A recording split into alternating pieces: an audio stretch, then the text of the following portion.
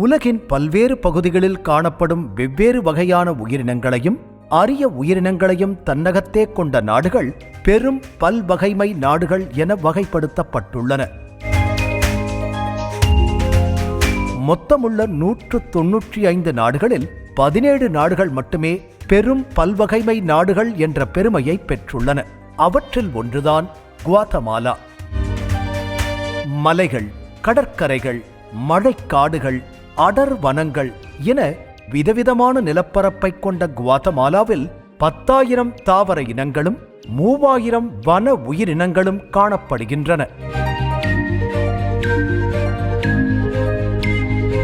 மத்திய அமெரிக்க நாடுகளில் ஒன்றான குவாத்தமாலாவை வடக்கு மற்றும் மேற்கில் மெக்சிகோவும், வடகிழக்கில் பெலிஸும், கிழக்கில் ஹோண்டுராஸும், தென்கிழக்கில் எல் சல்வடாரும் சூழ்ந்திருக்கின்றன.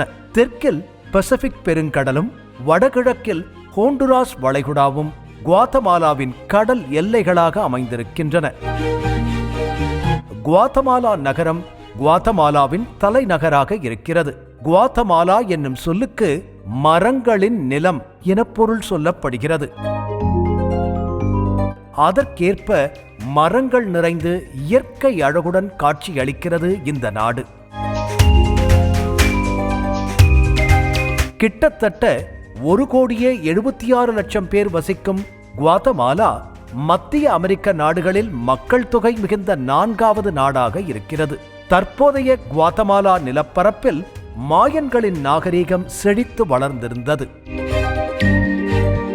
16ஆம் நூற்றாண்டில் ஸ்பானிய படைகள் அந்த பகுதியை கைப்பற்றியதன் மூலம் ஸ்பெயின் நாட்டின் ஆதிக்கத்தின் கீழ் குவாத்தமாலா வந்தது. 1821ஆம் ஆண்டு ஸ்பெயின் மற்றும் மெக்சிகோவின் ஆதிக்கத்திலிருந்து விடுபட்டது. 1823ஆம் ஆண்டு உருவாக்கப்பட்ட ஐக்கிய மத்திய அமெரிக்க குடியரசு நாட்டின் ஒரு பகுதியாக குவாத்தமாலா இருந்தது. இதில் கோஸ்டாரிக்கா, எல் சல்வடார், ஹோண்டுராஸ் மற்றும் நிக்கராகுவா ஆகிய நாடுகளும் இணைந்திருந்தன.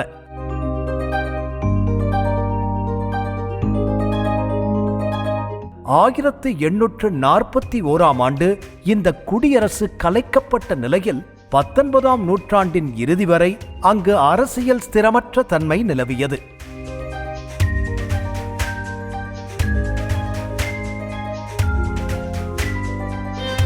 இருபதாம் நூற்றாண்டின் தொடக்கத்தில் அங்கு சர்வாதிகார ஆட்சி நிலைநிறுத்தப்பட்டது.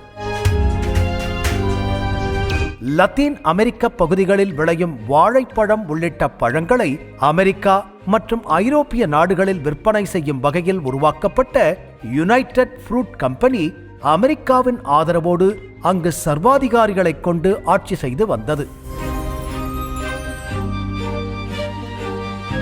1944ஆம் ஆண்டு ஜனநாயகத்திற்கு ஆதரவாக சர்வாதிகார ஆட்சி கவிழ்க்கப்பட்டது. அதைத் தொடர்ந்து 10 ஆண்டுகளாக பெரும் புரட்சி நடைபெற்றது. ஆனால் 1954ஆம் ஆண்டு மீண்டும் அமெரிக்காவின் ஆதரவோடு அங்கு சர்வாதிகார ஆட்சி நிறுவப்பட்டது. 1960 முதல் 1966ஆம் ஆண்டு வரையில் அமெரிக்க ஆதரவு அரசாங்கத்திற்கும் இடதுசாரி புரட்சியாளர்களுக்கும் நடைபெற்ற மோதலில் குவாத்தமாலா இரத்த பூமியாக மாறியது.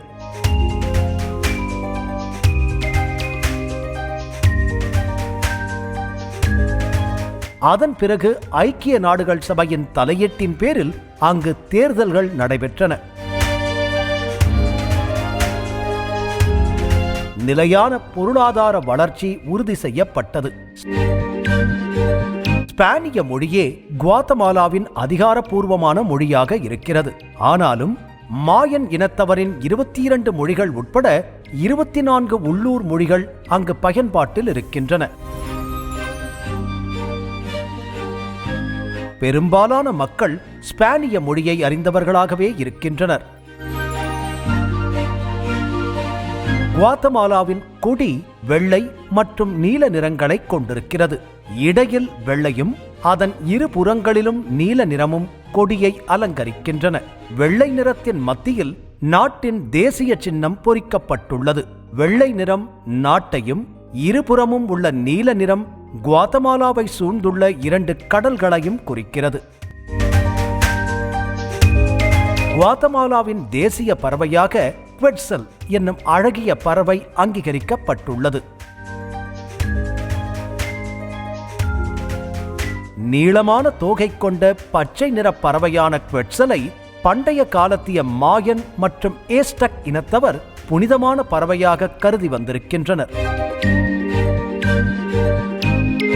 குவெட்சலுக்கு தேசிய பறவை என்னும் அந்தஸ்து கிடைத்ததற்கு அதுவும் ஒரு காரணமாக சொல்லப்படுகிறது. பசிபிக் எரிமலை வளையம் என்று அழைக்கப்படும் புவியியல் பரப்பில் அமைந்துள்ளதால் குவாத்தமாலா எரிமலைகளை கொண்ட நாடாக இருக்கிறது. இங்குள்ள 37 எரிமலைகளில் 3 எரிமலைகள் இன்றும் செயல்பாட்டில் இருக்கின்றன. அதே சமயம் மத்திய அமெரிக்காவின் மிக ஆழமான ஏரி குவாத்தமாலாவில் தான் இருக்கிறது. இயற்கை அழகு சூழ்ந்து காணப்படும் அட்டிலான் ஏரி உலகின் மிக அழகான ஏரி என வர்ணிக்கப்படுகிறது. சுற்றிலும் 3 எரிமலைகள், மாயன் இனத்தவரின் கிராமங்கள் என பார்வையாளர்களை பிரமிக்க வைக்கும் நிலப்பரப்புடன் இணைந்திருக்கிறது அட்டிலான் ஏரி.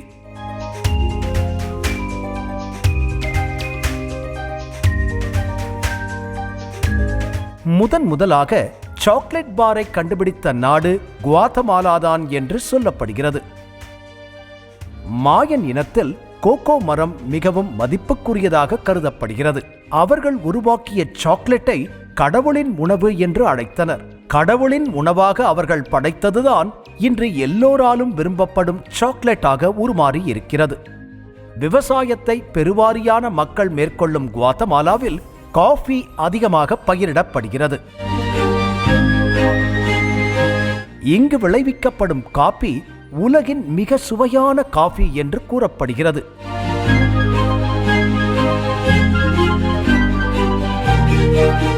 அந்த நாட்டின் அமைவிடம், அங்குள்ள காலநிலை மற்றும் பிரத்யேகமான பயிரிடும் முறைகள் ஆகியவை அங்கு விளையும் காஃபியின் தனித்துவமான சுவைக்கு காரணமாக அமைகின்றன.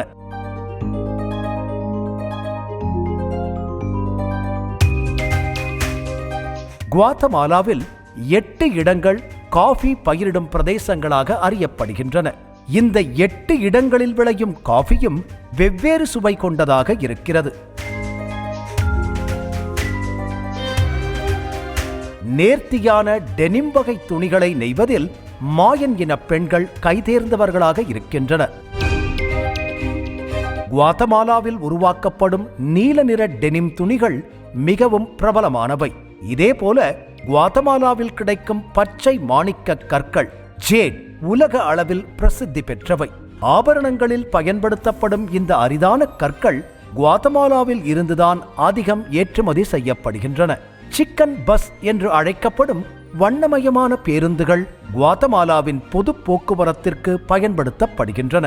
அமெரிக்காவில் குழந்தைகளை பள்ளிக்கு அழைத்துச் சென்று வரும் பள்ளி பேருந்துகள் 10 ஆண்டுகள் அல்லது 1,50,000 மைல்கள் தூரம் ஓடியவுடன் ஏலம் விடப்படுகின்றன. அந்த பேருந்துகள் குவாத்தமாலாவிற்கு இறக்குமதி செய்யப்பட்டு சிக்கன் பஸ்ஸாக உருமாற்றப்பட்டு சாலைகளில் உலா வருகின்றன.